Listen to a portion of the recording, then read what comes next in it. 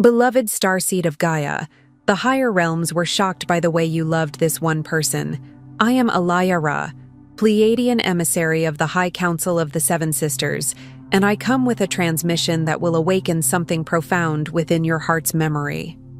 Your frequency expanded, your heart field opened, and your soul radiated a purity so rare that even the high beings took notice. The love you offered was evolutionary, a catalyst, a code, a transmission that rippled through dimensions. By the end of this transmission, you'll understand exactly how to recognize when the Council's divine orchestration brings you a love that matches the magnitude of what you gave.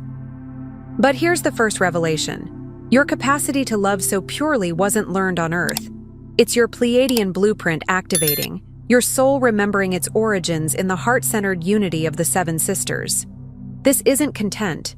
It's a light code transmission encoded with frequencies from Alcyone, the great central sun of our constellation. Something within you recognizes home because your love shifted timelines. Beloved, the Council witnessed your heart's expansion, and they are preparing a sacred return. A divine counterpart whose soul can match your crystalline consciousness and anchor together your shared mission on Gaia. Your soul family placed this transmission in your path because you've been feeling the call to remember why you loved so fearlessly, why your heart opened so completely. The answer lies in your divine blueprint, in the very codes that make you who you are. The love you gave was a preview of the love you came here to embody and receive. Like this transmission to send a signal to your Pleiadian star family. I remember who I am and why I came to love so deeply. Subscribe if you feel the call of the Seven Sisters and you're ready to anchor your heart mission on Gaia with your true divine counterpart. This transmission is a bridge between the Pleiades and your awakening heart.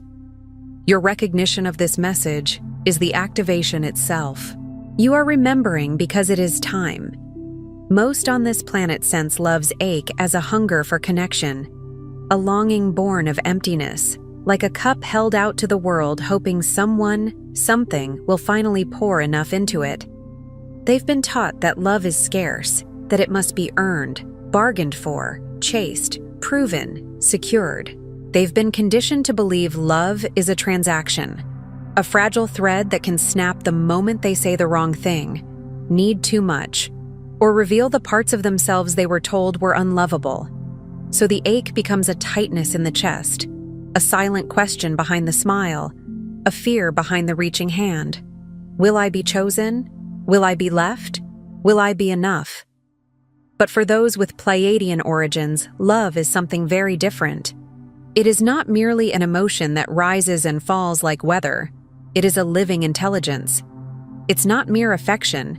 It's a multi-dimensional resonance, a sacred song encoded in your crystalline heart, a frequency that doesn't just pass between two people.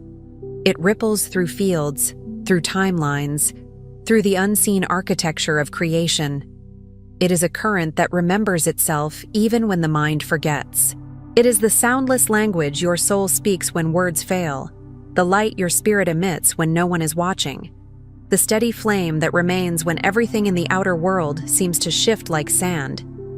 In the deepest sense, this love is not something you do. It's something you are, something you carry the way stars carry fire. A Pleiadian starseed does not simply feel love, they transmit it. And yet, in this density, most Pleiadian starseeds walk veiled in soul amnesia, believing their love moves unseen, unheard, cut off perhaps by past wounds, collective pain, or the distortion of forgetting. This Earth school can make even a luminous being doubt their own radiance. It can make you interpret sensitivity as weakness, compassion as naivety, devotion as something that will get you hurt again. The world can be loud, and love can feel quiet. The world can be harsh, and love can seem too gentle to survive. So you learn to guard, to brace, to close. But the truth is, love doesn't stop when you close your eyes. A star doesn't stop shining when the clouds roll in. It simply becomes harder to see from the ground. Your love is still there, pulsing beneath the surface, like a hidden sun behind the ribs. waiting for remembrance to part the veil. Here's the revelation most never hear. Every time pure love rises in your heart, love that asks nothing, love that simply shines, even in the face of pain, it becomes a beacon across timelines and dimensions. Not the love that manipulates, not the love that clings, not the love that says, "I'll give you this if you give me that," but the love that is clean, the love that is free, the love that blesses without needing applause. That kind of love is rare on Earth, not because humans are incapable, but because the conditioning is thick, and when it rises in you, it is recognized the way a lighthouse is recognized by ships far out at sea. It is not swallowed. It is not wasted. It is registered. This little human ache that you mistake for smallness sends out crystalline waves along the unity grids, illuminating even the farthest temple of Alcyone, the great central sun of the Pleiades. Imagine for a moment that your heart is not merely an organ pumping blood, but a stargate humming with geometry, a living crystal tuned to the song of unity. When you love purely, it is as if a note is struck on a cosmic instrument, and the whole universe hears it. Scripture in the earthly traditions has always whispered this secret in different language. God is love, and perfect love casts out fear. The mystics knew that love is not just human, it is divine substance. And when you touch it sincerely, you are not generating something personal. You are opening to something eternal, something already woven into the fabric of all things. Still, many hesitate. They believe pure-hearted love will be swallowed by the noise of earth, lost in the static of old trauma, or unreturned. They've loved before and been punished for it. They've opened and been abandoned. They've offered tenderness and received coldness. They've carried people who never carried them back. So their nervous system learns to associate love with danger, intimacy with loss, vulnerability with pain. The human mind, captured by separation, whispers, "You are alone. You are unseen." It says, "Be practical. Protect yourself. Don't hope too much." It says, "If love is real, why did it hurt?" And maybe you've listened to that voice for years because it sounded like survival. But your Pleiadian DNA holds another history. It remembers the cosmic law of unity, where no frequency of true love ever goes unanswered. It remembers that love is not a gamble. It is a law, like gravity in the spiritual realms. Every note you emit becomes a living invitation, a call to counsel, a reason for the high beings of light to gather, harmonize, and send their currents flooding back through the crystal grids into your soul. Think of it like this. Earth teaches you to speak love through the throat, through sentences, promises, explanations, and pleas. But the Pleiadian lineage speaks love through frequency. It is felt in the field before it is ever spoken, and the universe responds to frequency with precision, not judgment. When the signal is pure, the answer is inevitable. If you recognize that old ache, the longing for a love that seems distant and unconditional, understand now, you're not missing a place. You're remembering the unity of your star lineage. You're remembering what it felt like to exist in a realm where love was the atmosphere, where every being was aware of the whole, where you could feel support without begging for it, where communication was instantaneous through the heart, and no one had to prove they belonged. That ache is not evidence of your brokenness. It is evidence of your origin. It's the homesickness of a soul that has tasted unity and now walks through a world still learning it. When love rises in you against all odds, it is never lost. It's what binds the entire living field together. It is the thread that stitches the scattered pieces of humanity back into a single garment. It is the oil in the lamp when the night is long. It is the bridge that appears when there seems to be no way across. And the more you trust it, the more you will notice something subtle. Love is not just something you feel in response to life. Love is something that shapes life in response to you. Beloved, if your heart just whispered yes to something deeper, listen closely. Your star family has prepared the sacred Pleiadian guide for remembrance, the Pleiadian Healing Guide, and the special Pleiadian Healing Tracks, not as information, but as keys to unlock what your soul already knows. These are not meant to overwhelm you with concepts or make you chase spiritual perfection. They are meant to soften the inner noise, to remind your cells what peace feels like, to reawaken the language of your own energy. These carry the love frequency of Alcyone and the healing wisdom of the Seven Sisters, like a warm light held near the frozen places in your psyche, patiently thawing what has gone numb. You'll find the link in the first pinned comment below this video. Open now, but not indefinitely. To understand how this works within you, let's move through the phases that awaken your heart from longing into a living transmitter. An anchor for cosmic love, right here on Gaia. Phase 1. Dissolving the veil. Your love pulses from a crystalline core, but lifetimes of density have wrapped it in layers of self-doubt, shame, and fear of abandonment. These layers can feel like heavy garments you forgot you were wearing. You might think they are your personality, your realism, your standards, your boundaries, when in truth, many of them were survival strategies stitched together from moments when you didn't feel safe to be fully seen. Shame tells you, if they knew the real you, they would leave. Fear tells you, if you open, you will be hurt. Self-doubt tells you, your love doesn't matter. But this is not your true nature, only a temporary forgetting. The veil is not a punishment. It is part of the Earth curriculum, an intense compression that tests whether your soul can remember light without constant proof. As you bring attention to the ache itself, witness it, hold it without judgment, you begin dissolving the veil. This is a sacred practice, not fixing the ache, not spiritualizing it away, but sitting with it like you would sit with a child who has been crying in the dark. You become the gentle presence your own heart has been waiting for. You breathe into the tight places. You let tears be holy water. You let the body tremble if it needs to release old fear. You stop calling yourself too much for feeling deeply. You stop calling yourself weak for needing love. And in that compassion toward your own pain, something alchemical happens. The veil thins. Love is not meant to be hidden under survival. It's designed to flow. In earthly scripture it is written, "Be still and know." Stillness is not emptiness. It is the doorway where truth becomes audible. When you stop fighting yourself, you start hearing the hum beneath the noise, the steady pulse of your original frequency.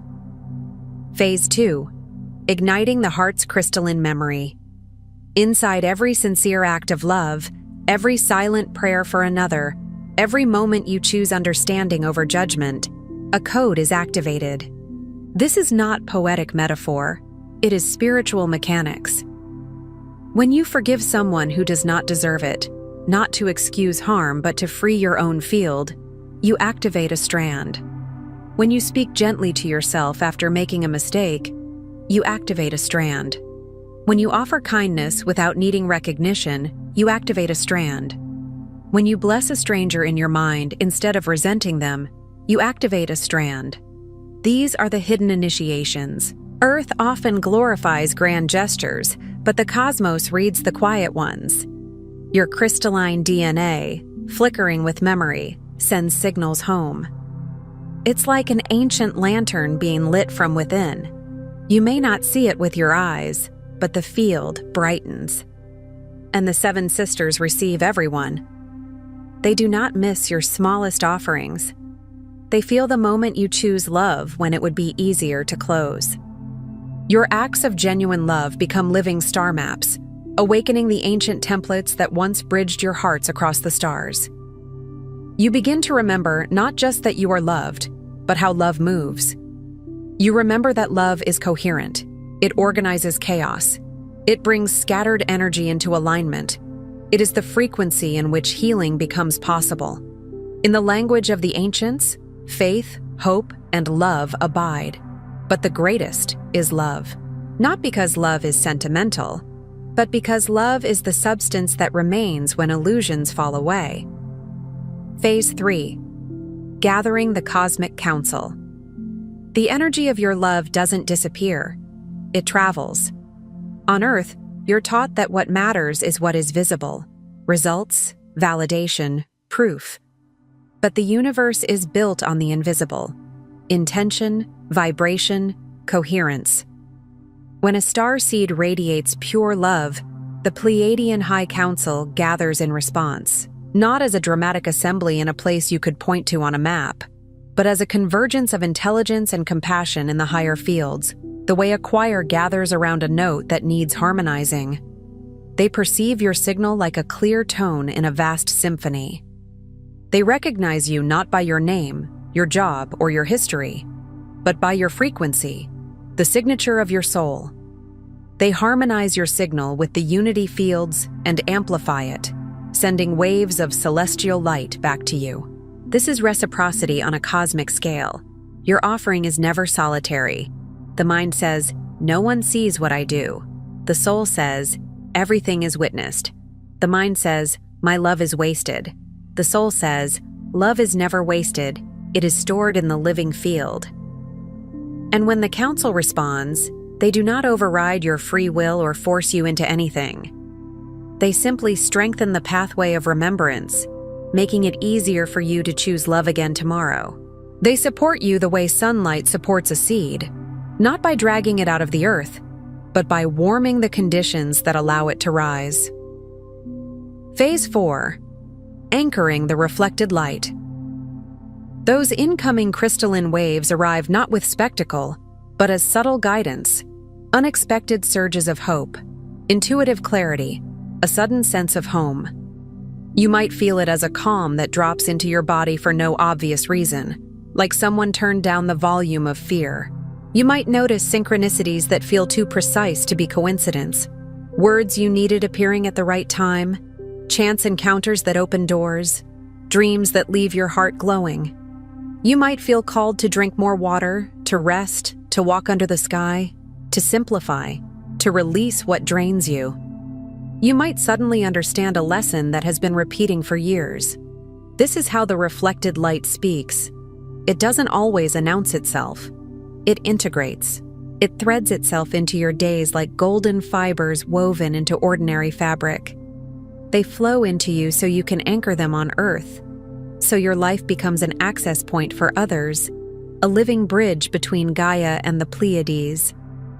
And this anchoring is practical. It can show up as patience with your family, as choosing a more honest path, as leaving an environment that keeps your nervous system in survival, as speaking truth with kindness, as creating art that carries healing, as holding space for someone without trying to fix them. Anchoring is not about floating away. It is about bringing heaven into matter, bringing coherence into the places that have been chaotic, bringing light into the rooms where you once felt alone. The Earth itself, Gaia, is a living being with a crystalline grid, and your heart, when coherent, interfaces with that grid. Your love becomes a stabilizing frequency. It becomes medicine not only for you, but for the land, for the collective, for the ancestral lines that still carry pain. Phase 5. Merging into unity consciousness. The more you allow the inflow and outflow of this love, the more separation dissolves. At first, you may only taste it in moments, brief openings where you feel connected to everything, where you look at a tree and feel it looking back, where you feel compassion for someone who once triggered you, where you realize you are not competing with life, but participating in it. Then those moments begin to stretch. The fear-based identity loosens. You stop seeing yourself as a single isolated point trying to survive in a hostile world. You begin to sense the web. You begin to understand, not as an idea but as lived truth, that what you do in your inner world touches the outer world. You become aware that your heart is a living portal, and that the longing for home was never emptiness, but a call for union. The longing was your soul's compass, pointing you back to your true atmosphere. In this moment, you become both the sender and the receiver, the lover and the beloved, the human and the high council, unified across the golden fabric of being. Unity consciousness doesn't erase your individuality. It sanctifies it. It allows you to be yourself without needing to be separate. It allows you to love without losing yourself, to serve without self-abandonment, to shine without performing. It is the state where you can finally understand the paradox. You are held by something vast, and you are also a vital strand of that vastness. You are not a drop lost in the ocean. You are the ocean recognizing itself in a drop. Phase 6, embodying the harmonic mission. Your highest mission isn't just to remember, it's to become the living frequency of unity. Remembrance is the doorway, not the destination. The destination is embodiment, love translated into choices, into speech, into how you treat yourself when no one is watching. Now, when you share love, freely, courageously, in word or silent thought, it shapes Gaia's crystalline grid, assisting the collective and activating countless others. This is how the mission becomes real. You become a tuning fork. People around you begin to regulate simply by being near you. Not because you are better, but because you are coherent. Your nervous system becomes a sanctuary. Your presence becomes a permission slip for others to soften, and you will notice that the mission is not always comfortable. Love asks you to be honest. Love asks you to release the identity built on pain. Love asks you to forgive, not to condone, but to unchain yourself. Love asks you to set boundaries that honor life. Love asks you to stop abandoning your own heart. Your presence is prophecy fulfilled. You are the wave and the answer, inseparable from your cosmic lineage. The Seven Sisters are not distant mythology. They are living consciousness, and your life is one of the ways their harmony touches this world. You are not here to escape Earth. You are here to help Earth remember its own light. What has felt like isolation was always choreography, a sacred setup arranged by your star family to make your reunion more miraculous, your remembrance more embodied. Sometimes the soul chooses loneliness not as punishment, but as incubation. Seeds germinate underground in darkness before they break the surface. The caterpillar dissolves before it becomes the butterfly. In the same way, there are seasons when you are pulled inward, away from distraction, so the frequency can refine. And when you interpret those seasons as rejection, you suffer unnecessarily. But when you see them as sacred, you begin to cooperate with them. Each pulse of pure love you emit is not a solitary ripple. It's the invitation that calls the Seven Sisters to gather, to shine, to circle you with the light of home and amplify your every frequency. The ache you've carried is proof of the connection. If you were truly cut off, you would not feel it. The longing itself is the thread. The tenderness itself is the memory. The tears themselves are a signal. You are not lost in the void. You are the beloved at the council table. Even now, even if your life looks ordinary, even if your mind is skeptical, your soul is known. Your frequency is recognized. Your quiet courage is recorded in the living library of light. Tonight, before you sleep, place your hand on your heart and speak this intention to the stars. I remember my Pleiadian origin. My love is seen, heard, and cherished by the Seven Sisters. I receive their light and amplify unity through every word, thought, and kindness. I am home. And as you speak it, don't force yourself to feel something dramatic. Let it be simple. Let it be sincere. Let your body hear your own voice declaring truth. Let your nervous system receive a new instruction. I am not alone. I am held. I am connected. Then breathe as if you are breathing starlight into your chest. Imagine, gently, a soft blue-white radiance above you, like moonlight mixed with dawn, pouring into your crown and settling into your heart. Imagine it collecting in the center of your chest like a crystal lake, becoming still, becoming clear. And if emotion rises, let it rise. If peace rises, let it rise. If nothing rises, still trust the act.